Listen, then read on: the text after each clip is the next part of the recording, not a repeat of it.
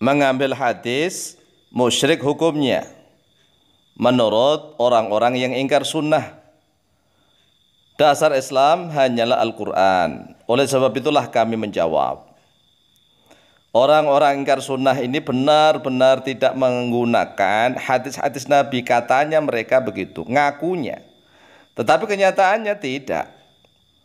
Oleh sebab itulah kalau seandainya bisa bertemu, bisa berdialog langsung, akan kita tunjukkan bahwa orang-orang yang mengaku ingkar sunnah itu sebenarnya selalu menggunakan hadis sebenarnya.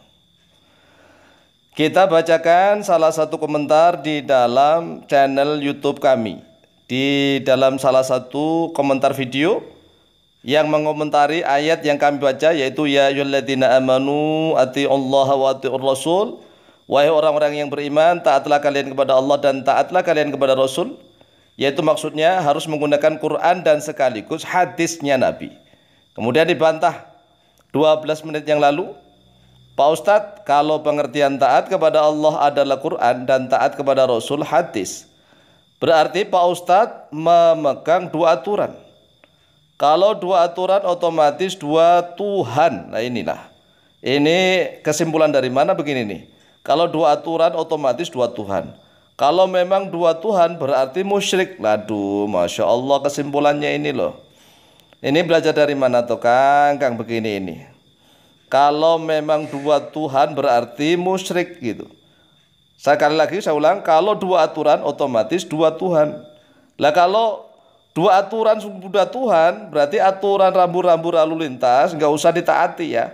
Kang, yang komentar ini, kalau seandainya Anda nanti kalau ada lampu merah terjang saja, jangan ditaati. Karena ada musyrik nanti kalau mentaati rambu-rambu lalu lintas merah itu. Terjang saja ya. Karena kalau mentaati aturan selain Al-Quran itu musyrik kata Anda. Kemudian kalau memang dua Tuhan berarti musyrik. Pak Ustadz, kalau menurut saya taatilah petunjuk Allah yang ada pada Rasul Allah, yaitu Quran. Berimanlah kepada Allah dan kalimat-kalimatnya, serta ikuti kalimat-kalimat itu. Jadi itu ayat menunjukkan kepada wahyu dan aturan yang satu, yaitu Quran, Quran, dan Quran. Mengambil hadis musyrik hukumnya. Innalillahi wa inna ilaihi raji'un. Kok gampang sekali memusyrikkan orang. Mengambil hadis itu benar Kang ya, benar. Kalau mengaku sebagai umatnya Rasulullah tetapi Rasulullah tidak dianggap sama sekali, ya jangan mengaku sebagai umatnya Rasulullah. Untuk apa Rasulullah itu diperintah oleh Allah kalau Anda tidak mau mengikuti sunnah-sunnah Rasulullah? Ya, Rasulullah itulah yang berhak untuk menjelaskan, memberikan contoh tentang praktek Al-Quranul Karim. Jadi Al-Quran diturunkan kepada Nabi Muhammad SAW. Kemudian Nabi Muhammad menjelaskan dengan hadis-hadis beliau. Kalau mengaku Islam tapi menolak hadis-hadisnya Rasulullah, berarti sudah tidak Islam lagi. Karena tidak menganggap Rasulullah sebagai Nabi dan Rasul. Hanya menggunakan Al-Quran saja ngakunya. Oleh sebab itulah marilah kita jelaskan dengan menggunakan dalil-dalil dari Al-Quranul Karim. Dalil yang pertama yaitu bisa dilihat di dalam surat An-Nisa ayat yang ke-115. Qala Allah azza wa jalla a'udzu billahi minasyaitonir rajim. Wa may yushaqiqir rasula min ba'di ma tabayyana lahul huda wa yattabi' ghayra sabilil mu'minina nuwallihi ma tawalla wa nuslihi jahannam wa sa'at masira.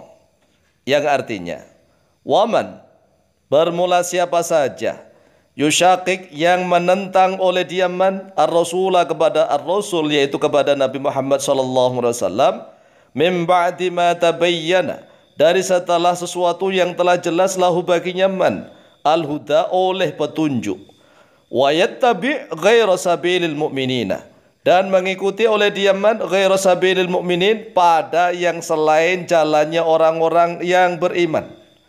Jadi orang-orang yang ingkar sunnah itu menentang Rasul setelah jelas petunjuk kepadanya, dan dia mengikuti jalannya selain orang-orang mukmin.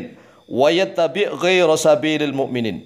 Karena mayoritas orang-orang beriman itu menggunakan Quran dan sekaligus hadisnya Rasulullah. Jadi orang yang ingkar sunnah itu mengikuti jalannya yang selain jalannya orang yang beriman. Kata Allah, nuwallihi, maka kami biarkan dia matawalla, pada suatu yang telah ingkar, telah berpaling oleh dia.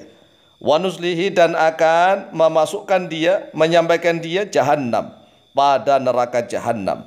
Wasaat, dan seburuk-buruknya jahannam, masiron, berupa tempat kembali.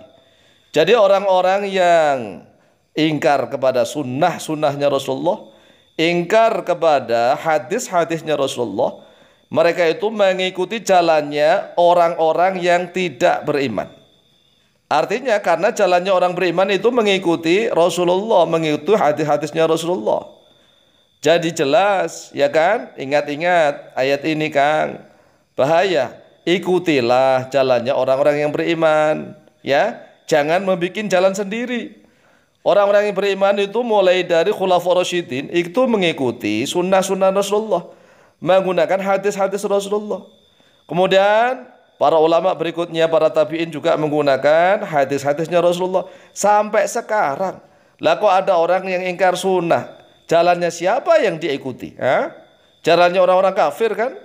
Jalannya orang-orang kafir, jalannya orang-orang munafik. Kemudian dasar dalil yang kedua, bagi orang-orang yang ngakunya mengingkari hadis-hadisnya Rasulullah, sebenarnya mereka itu menggunakan hadis, hanya saja mereka ini kejahatan dua kali. Mereka mengingkari hadis-hadis, tapi prakteknya mereka menggunakan hadis. Mengapa? Orang-orang yang ingkar sunnah itu rata-rata tidak ngerti bahasa Arab, tidak tahu kitab-kitab para ulama salaf. Mereka belajarnya menggunakan Quran terjemah. Pernah kami berdebat dengan kelompok-kelompok mereka, pemimpin-pemimpin mereka, pentolan-pentolan mereka. Kemudian kami pancing untuk menerjemahkan Al-Quran di dalam surat Al-Baqarah ayat-ayat yang pertama. Alif Lam Mim. Kemudian semuanya tidak ada yang mengertikan. Kami juga tidak mengertikan Alif Lam Mim. Kemudian kami pancing, Dzalikal kitabu la raiba fihi hudal lil muttaqin. Kemudian kami suruh mengartikan. Dan ternyata cara mereka mengartikan pun menggunakan Quran terjemah. Dzalika itu kalau menurut makna aslinya, dzalika itu. Dzalika itu. Kalau hadza ini. Dzalika itu al-kitabu, yaitu kitab, begitu saja. La raiba, yang tidak ada keraguan yaitu mewujud fihi, di dalam Alkitab. Hudan, yaitu petunjuk, lil muttaqina, bagi orang-orang yang bertakwa. Jadi sekali lagi, kalau mereka ngakunya tidak menggunakan hadis, tapi ternyata mereka cara mengartikan Al-Quran menggunakan Quran terjemah, niru Quran terjemah. Seperti ini ya terjemahannya. Kitab Al-Quran, nah di dalam lafadznya dzalikal kitabu tidak ada lafadz Al-Quran. Mana ada lafadz Al-Quran? Adanya hanya Alkitab, bisa kitab Injil, Taurat, Zabur, begitu. Dari mana Al-Quran itu? Itulah keterangan hadis. Jadi jelas kan? Kalau ketemu orang-orang yang ngakunya saja ingkar sunnahnya Rasulullah, ingkar hadisnya Rasulullah, ya kita coba untuk menerjemahkan dzalikal kitabu. Kalau mereka menerjemahkannya kitab Al-Quran, ya langsung saja kita tuntut. Mana ada itu lafadz Arabnya, lafadz Al-Quran, nggak ada. Yang ada cuma dzalikal kitabu. Lafadz Al-Kitabu itu bisa bermakna kitab apa saja. Bisa Injil, bisa Zabur, bisa Taurat, bisa Al-Quran. Kalau diterjemahkan menggunakan Al-Quran, begitu ya, kitab Al-Quran, berarti tanpa sadar dia itu sudah menggunakan hadis.